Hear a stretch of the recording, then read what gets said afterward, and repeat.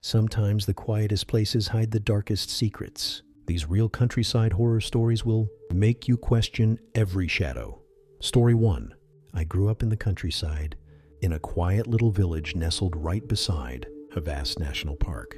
The kind of place that would attract bird watchers, hikers, and those people who simply love to disappear into the silence of nature. It was a peaceful area, the kind of place where every sound felt louder against the backdrop of rustling leaves and chirping birds.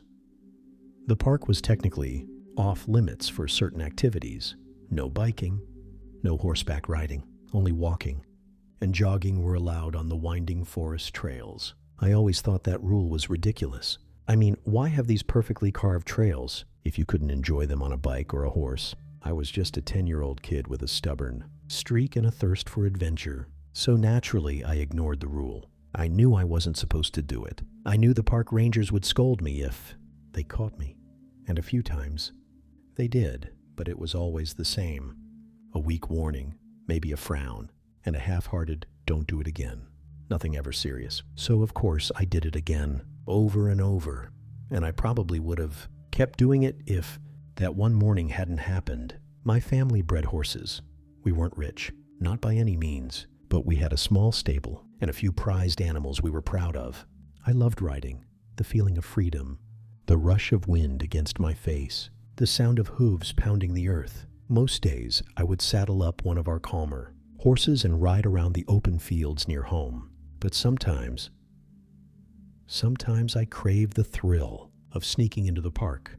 It was early summer, the very first day of the school holiday. The kind of morning that feels unreal because everything is wrapped in a thin, mystical fog. The sun was still hiding behind the horizon, but the sky promised a beautiful day. It was barely 6 o'clock when I snuck out of the house, leading our strongest horse, a dark bay gelding named Max, toward the park's entrance. I wasn't worried about being seen. At that hour, no hikers, no bird watchers, no rangers, just me, the horse, and the forest. The moment we entered the trail, I gave Max his head, letting him run full speed through the winding paths. The damp earth kicked up under his hooves. The trees blurred past us in streaks of green and brown. I felt unstoppable. There was a stretch of trail I always slowed down on, a narrow part, where one side dropped steeply toward the river. Even I wasn't crazy enough to risk galloping near that edge. But just as we rounded that familiar bend, something happened. Max, mid-stride, came to a dead halt. He planted his hooves, muscles tensed, refusing to take even a single step forward. I was nearly thrown over his head by the sudden stop. I'd been around horses my entire life. I knew them. When a horse freezes like that, it means something is very, very wrong. My first instinct was practical. Check the hooves. Maybe he'd stepped on something sharp, but his hooves were fine.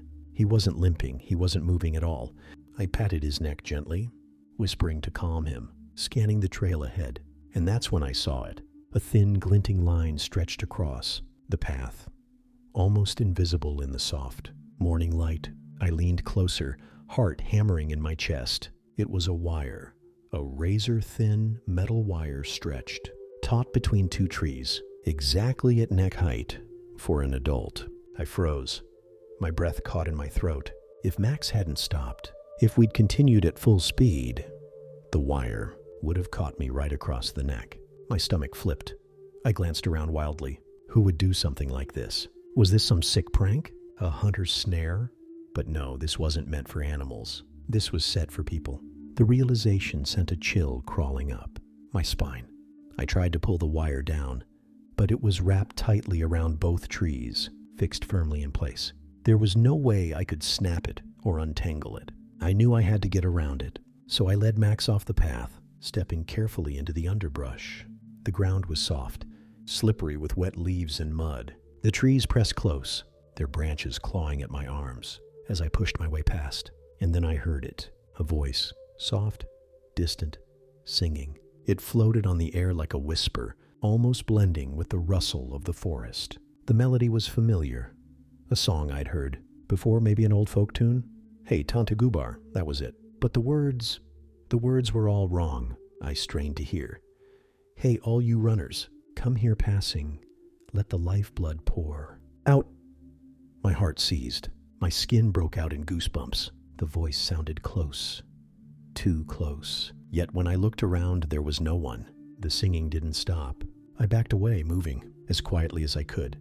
My legs felt like jelly. Somehow I managed to get back on Max, swinging myself into the saddle with trembling hands. We turned and fled, galloping back the way we'd come, the singing still echoing faintly in the trees. When I finally reached the edge of the woods, my heart was still pounding, my hands clutching the reins, so tightly my knuckles turned white. The early morning sun had begun breaking through the mist, casting long shadows across the fields. But even the golden light of dawn couldn't warm the icy fear that had sunk deep into my chest. I didn't stop until I was back on our farm, Max breathing hard beneath me, his flanks slick with sweat. I slid off his back, legs shaking, and stumbled toward the house. I knew I couldn't keep this to myself. Not this time. I found my older brother in the barn. Without even stopping to catch my breath, I blurted out everything. The wire across the path, the strange singing in the woods, the voice whispering that terrifying song. His face darkened immediately. He grabbed a flashlight, motioned for me to follow, and we rode back toward the park together. The sun was higher by then, and the mist had mostly burned away. The forest no longer felt enchanted. It felt sinister. We reached the spot where Max had stopped. The wire was still there, glinting sharply in the morning light. My brother examined it, tugging at it carefully. "Who would set this up?" I whispered. He didn't answer. We searched the area for nearly an hour, and that's when we found it, the second trap. Hidden beneath a fallen tree further up the path, half buried in leaves, lay a sharpened wooden pole. It was wedged into the ground at an angle, right where someone would land if they jumped over the tree. It wasn't just a single trap, it was a killing ground. My brother's jaw clenched. Without a word, he took out his phone and called the police. They arrived within 30 minutes, 2 officers in a patrol car. We showed them everything, the wire, the spear-like pole, even the faint footprints in the soft earth nearby. By noon, more officers arrived. They cordoned off the area and combed through the woods with dogs and metal detectors. And they found more wires strung between trees, more sharpened sticks buried in the dirt, even a pit covered with branches and leaves. It was like a nightmare scavenger hunt, but they never found the man. No sign of a camp, no belongings, no tracks leading deeper into the forest. It was as if the trapper had vanished into thin air. The police made a statement in the local newspaper, warning people to stay out of the park until further notice. But they never caught anyone. The case was quietly dropped a few weeks later. I stopped riding in the park after that. I never even walked those trails again. But that summer and the summer after it all happened, and something even more chilling made the headlines. Divers inspecting the local lake discovered spear-like poles driven into the lake bed, directly beneath the diving platform, exactly where people would hit the water if they jumped in.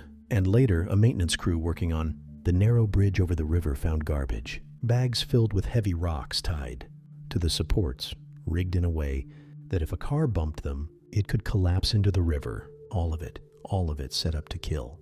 They never caught whoever did it, and I've never forgotten the words of that eerie song. The voice in the woods, whispering for the lifeblood to pour out. Story 2. The Night the Strangers Came.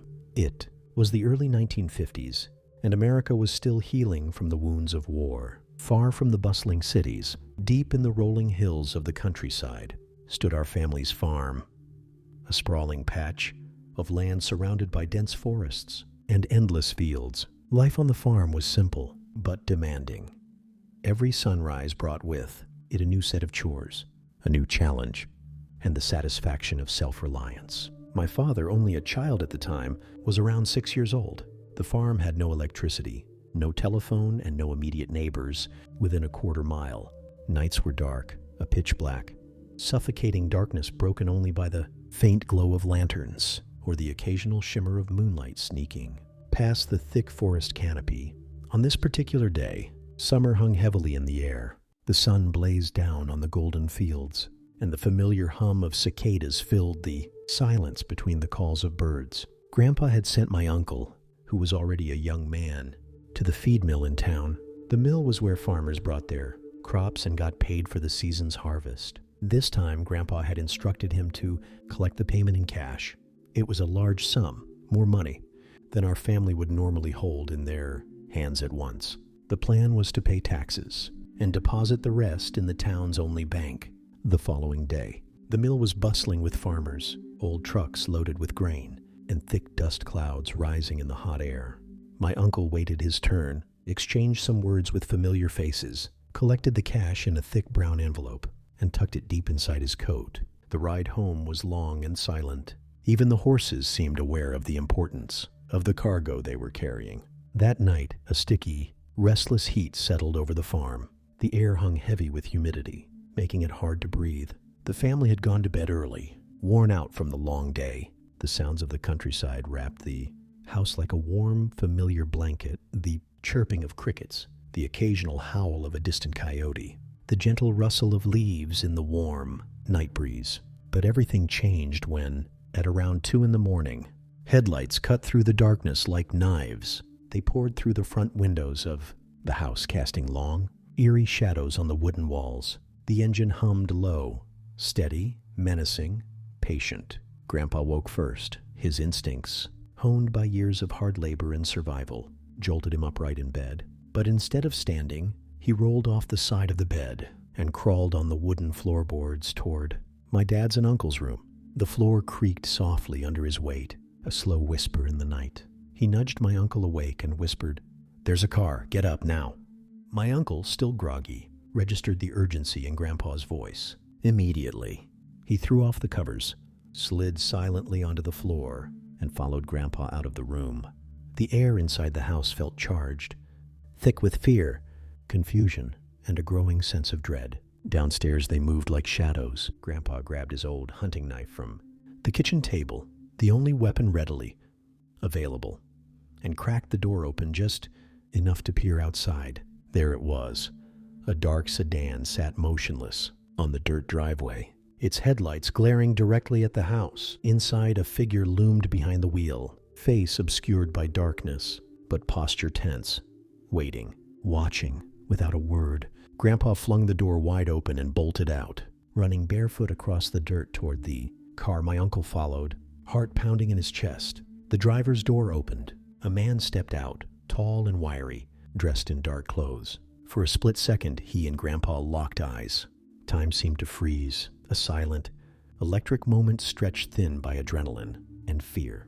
The stranger turned. He ran. Grandpa chased him without hesitation, his knife gleaming faintly in the moonlight.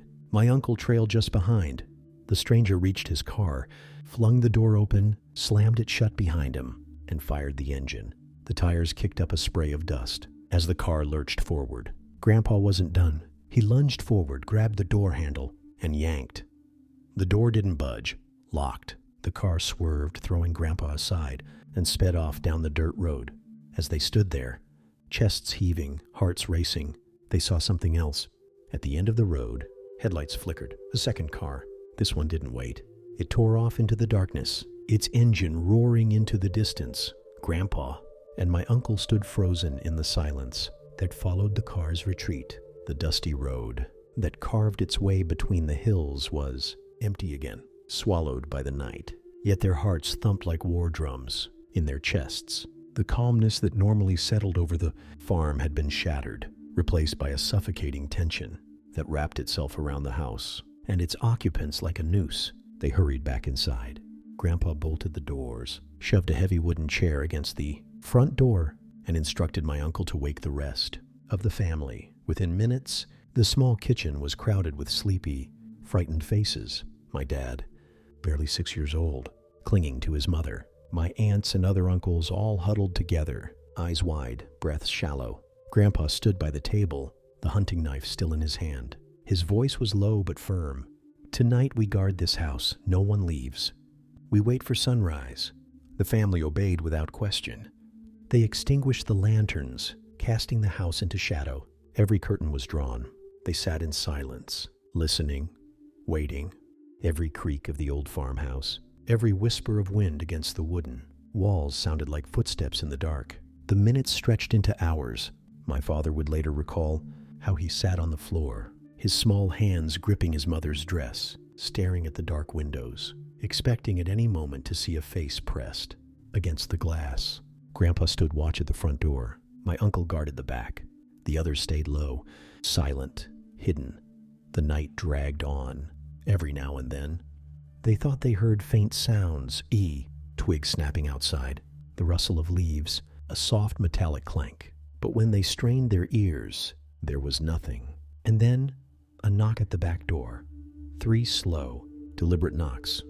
The sound echoed in the silent house like a gunshot. No one moved.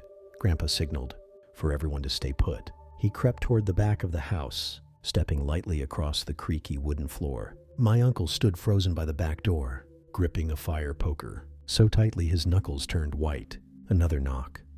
Grandpa pressed his back against the wall beside the door, knife in hand. He whispered, "Who's there?" Silence. He asked again, louder this time. No answer. With a sudden motion, Grandpa grabbed the door handle and flung the door open. Nothing. The backyard was empty. The moon hung low in the sky, casting long shadows over the fields. The barn loomed in the distance, its doors slightly ajar. The woods beyond were silent, unmoving. Grandpa stepped outside, scanning the yard. That's when he saw them. Footprints in the dirt, fresh, circling the house. He followed them with his eyes. They led from the backyard to the front and disappeared into the forest.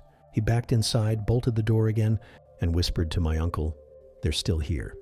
The family huddled closer together. The walls of the farmhouse felt thinner now, the dark windows like eyes watching from all sides. Hours passed. Finally, the first gray light of dawn began to seep into the sky. The oppressive darkness lifted slightly, but the fear remained. At sunrise, Grandpa and my uncle stepped outside, weapons in hand. They followed the trail of footprints deep into the woods. The tracks twisted and turned, circling trees, crossing streams, deliberately, evasive, as if whoever made them knew they'd be followed. They never caught sight of the intruders. But what they did find chilled them to the bone. Near the creek, hidden beneath a fallen log, they found a pile of items: rope, a crowbar, a hunting knife, and an old burlap sack. Inside the sack were rusted tools, a pair of gloves, and a folded map of the farm. It wasn't a random visit. The strangers had planned this. Grandpa carried the sack back to the house, his jaw set in grim determination. That afternoon, they rode into town and reported everything to the sheriff. The sheriff, a stout man with a weathered face, listened quietly, then gave a grim nod. "Get yourself some rifles," he said, "and if they come back, you protect what's yours." They did exactly that. Grandpa bought rifles for himself and his sons. They trained daily, learning to shoot, to watch, to guard. The family never forgot that night, and though the strangers never returned, the fear remained, a silent, invisible presence lingering in the shadows of the farmhouse, whispering with every creak of the wooden floors, every knock at the door, every shadow that flickered in the corner of the eye. For the rest of his life, my dad believed that night changed everything, because after that, he knew when danger comes in the dark, you can't always count on the law to save you. Sometimes it's just you and what you're willing to do to protect the ones you love. Story 3. I've always considered myself a rational person. I don't scare easily, and I've never been the type to believe in ghost stories or urban legends. But what happened that night shattered every piece of logic I ever trusted. It started on a late summer evening. My mom and I were binge-watching some old TV shows in the living room. The clock ticked past 3 a.m., but neither of us felt tired. We lived in a rural area, far away from the city noise, the kind of place where nights were so silent you could hear your own heartbeat. Our nearest neighbors were distant relatives, most of them elderly, tucked into bed by 9. There were no kids, around no late-night pranksters. Life here was calm, or so I thought. That night, when I finally turned off the TV and stood up to stretch, I heard it. A faint melody floated in from outside. At first, I thought I was imagining things, maybe some late-night infomercial jingle still, ringing in my ears. But then my mom stiffened and turned toward the window. "You hear that?" she whispered. We both froze. The sound wasn't just real, it was loud, disturbingly loud, as if someone was standing right in our front yard, playing music.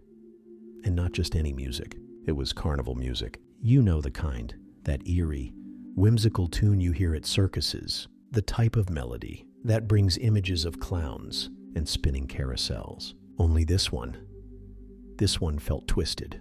The notes felt slightly off-key, distorted in a way that made the hair on the back of my neck stand up. Mom tiptoed to the window and pulled the curtain aside.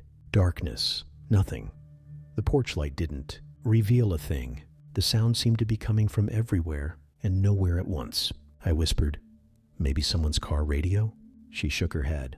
"No. You'd hear the engine. There's nothing out there." She was right. In our quiet corner of the world, you could hear a car pulling into the driveway from a mile away. And yet, this music sounded like it was right under our noses. Then, as suddenly as it started, it stopped. Silence. We both exhaled slowly, exchanging uneasy glances. I laughed nervously, trying to brush it off. Maybe someone passing by with a speaker. Mom didn't look convinced. But we both decided it wasn't worth losing. Sleep over. We were wrong. The next morning, I tried to shake off what had happened the night before. I kept telling myself it was just a strange coincidence or maybe my imagination playing tricks on me. I stayed busy throughout the day, hoping to forget it. But deep down, I couldn't shake this uneasy feeling gnawing at me. Even my mom seemed restless. During dinner, she barely spoke a word, sitting there in heavy silence. But that night, the music came back. I was lying in bed when I woke up. Sensing something wasn't right, I stared into the darkness of my room, ears perked, and there it was, that haunting carnival tune again. Only this time, it was louder. It sounded like it was coming from just outside my bedroom window. A cold wave of fear washed over me. Slowly, I got out of bed and tiptoed toward the window. I peeked outside and saw nothing but blackness. Yet the music kept playing, so close, it felt like someone was standing right on the other side of the glass. Suddenly, I heard footsteps. My mom rushed out of her bedroom, her eyes wide. She had heard it too. "What is that?" she whispered, her voice shaking. We both stood frozen by the window, hearts pounding in our chests. And then, just as suddenly as it had started, the music stopped. Was this a prank? Was someone trying to scare us? My mom pulled aside the curtain, glaring into the darkness. "I need to check this out," she said firmly. I grabbed her hand. "No, please, don't go outside." But my mom wasn't the type to back down. We both slowly walked toward the front door. She grabbed a flashlight from the table. I felt my heart slamming against my ribs. We stepped out onto the porch. The flashlight beam cut through the darkness, but revealed nothing, only stillness. But just as we started to relax, the music started again. This time, it came from behind the house. My mom whipped around, her eyes narrowing. "There's someone here," she whispered. We both ran toward the backyard, sweeping the flashlight in wide arcs, searching every shadow. But again, there was nothing. The music slowly faded, drifting away into the night. We stood there listening, holding our breath. Nothing. Only the sound of our own heartbeat and my mom's shallow breathing. Then she whispered almost to herself, "Who are you and why are you here?" At that moment, a chilling realization sank deep into my bones. This wasn't random. Whoever or whatever was playing that eerie carnival music, they were doing it on purpose for us, and they weren't done yet. The third night came, and by now sleep felt like a distant memory. Both my mom and I were on edge the entire day. Every shadow outside seemed suspicious. Every creak of the house made us jump. That evening, we didn't even pretend anymore. We locked every door, bolted every window, and sat together in the living room with the lights off, waiting. Neither of us said it out loud, but we both knew it. Whoever, or whatever, was doing this wasn't just passing by. They were coming for us. Midnight passed in silence. At around 1:30 a.m., we both nearly jumped out of our skins when a soft knock came at the front door. It was slow, 3 knocks, steady, calm. I felt my blood freeze. My mom grabbed my arm tightly, her nails digging into my skin. We sat frozen in place, holding our breath, listening. Another knock. I wanted to scream. Then the music started again. That haunting carnival tune drifted through the front yard, so soft at first it was barely a whisper. But this time, it wasn't just the music. There was humming, a low, almost playful hum accompanying the melody. It sounded human. My mom whispered, "Don't move." I nodded, tears burning my eyes. We stayed still, hoping, praying it would go away. But instead, we heard footsteps. Soft, deliberate steps moving along the front porch, step by step, passing the window toward the side of the house. I felt like I was going to pass out. The humming grew louder, closer, wrapping around the house like a nightmare. And then the back door rattled. Whoever it was, they were trying to get in. My mom stood up slowly, motioning for me to follow her. We crept toward the kitchen, keeping low, moving silently.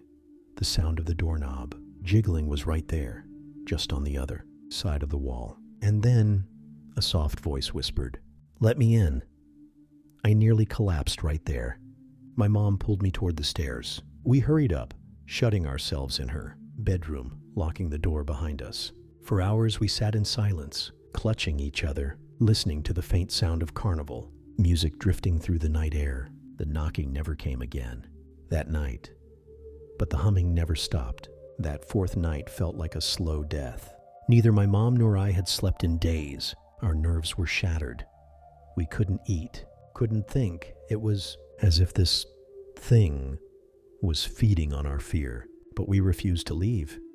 This was our home. As the sun set, an unnatural silence settled over the house. The birds didn't sing. The wind didn't blow. It felt like the world itself was holding its breath. By 11 p.m., we sat together in the dark living room, clutching a kitchen knife and a baseball bat, the only weapons we could find. Midnight struck, and then, like clockwork, the carnival music began again. But this time, it was different. The music wasn't coming from outside anymore. It was coming from inside the house. I felt every hair on my body stand up. My mom's eyes went wide with terror as we both realized the sound was floating down from upstairs.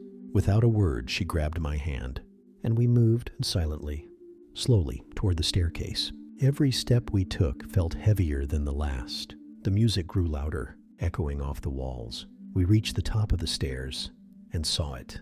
At the end of the hallway, standing just outside my bedroom door, was a figure, small, motionless, shadowed in the dark. But from somewhere near its chest came that sickening, playful carnival music. It wasn't holding a speaker. It wasn't holding anything. The music was coming from it, and it was humming along. I couldn't breathe. My vision blurred. My mom squeezed my hand so tightly I thought my fingers would break. Then the figure tilted its head, slowly, unnaturally, like a puppet on strings. We ran, bolted back down the stairs, flew into the basement, slammed the door and locked it behind us. We could still hear the music echoing down the staircase. But worse, we heard footsteps, slow, deliberate, coming down the stairs after us. That was the longest night of my life. We huddled in the corner of the basement, my mom and I gripping each other, both of us shaking uncontrollably. The basement was cold, dark, and smelled of damp earth, but it felt safer than the rest of the house. And then for a while, the footsteps stopped at the top of the basement stairs. Silence. For a full minute, nothing. Then we heard it, the doorknob turning, slow, creaking, testing. My mom pressed her hand over my mouth to stop me from screaming. The knob rattled, then stopped, and again silence. I thought maybe it had left. Maybe it was over. But then we heard a soft, sing-song whisper. "Why are you hiding?" A voice, childlike, but wrong. It came from the other side of the door. We froze.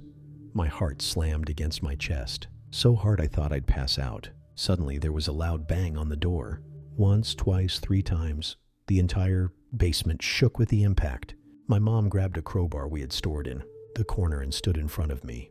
But the banging stopped, and once again, the music started. Soft, slow, rising, right behind us. I turned around, heart in my throat, and there it was, in the dark corner of the basement, standing, motionless, the same figure. We hadn't even heard it come in. It stood barely a few feet away, head tilted, carnival melody pouring out. From its chest like a twisted lullaby, my mom screamed and swung the crowbar. The figure didn't move. The crowbar passed, right through it, like it wasn't even there. The music grew louder. I couldn't take it anymore. I grabbed my mom's hand, and we bolted out, up the stairs, through the door. It flew open like nothing had been holding it shut. We ran outside into the night, but when we looked back, the house was empty, silent, dark, and standing on the roof was the figure watching us. It tilted its head one last time and vanished.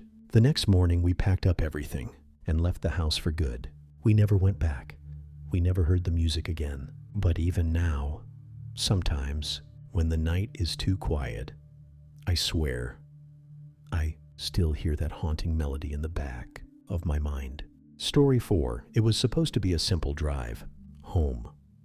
A straight shot through the countryside, with nothing but open road and a silent night ahead of me. I left my friend's house just after midnight, waved goodbye, and got into my old sedan. The summer air was cool, and the highway stretched ahead like a dark ribbon under the faint glow of the moon. I enjoyed night drives, the calm, the solitude, and it gave me a sense of peace. But that night was different.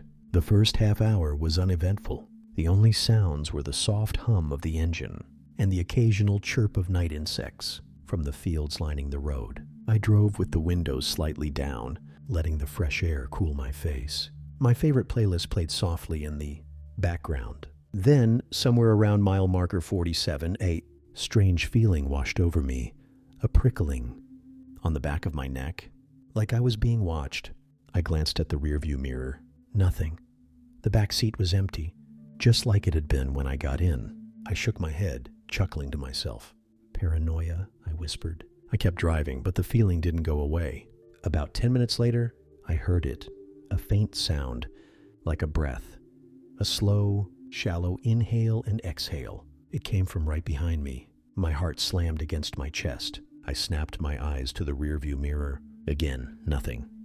I pulled over to the side of the road, heart pounding. I switched on the interior light and turned around quickly. The back seat was empty. I checked the floorboards, even opened the trunk. Nothing. I tried to laugh it off, blaming the wind or maybe the sound system. Glitching, I got back in and continued driving. 5 more miles passed. The feeling came back, stronger this time. I could feel eyes on me. I dared another glance in the mirror. For a split second, less than a heartbeat, I thought I saw something.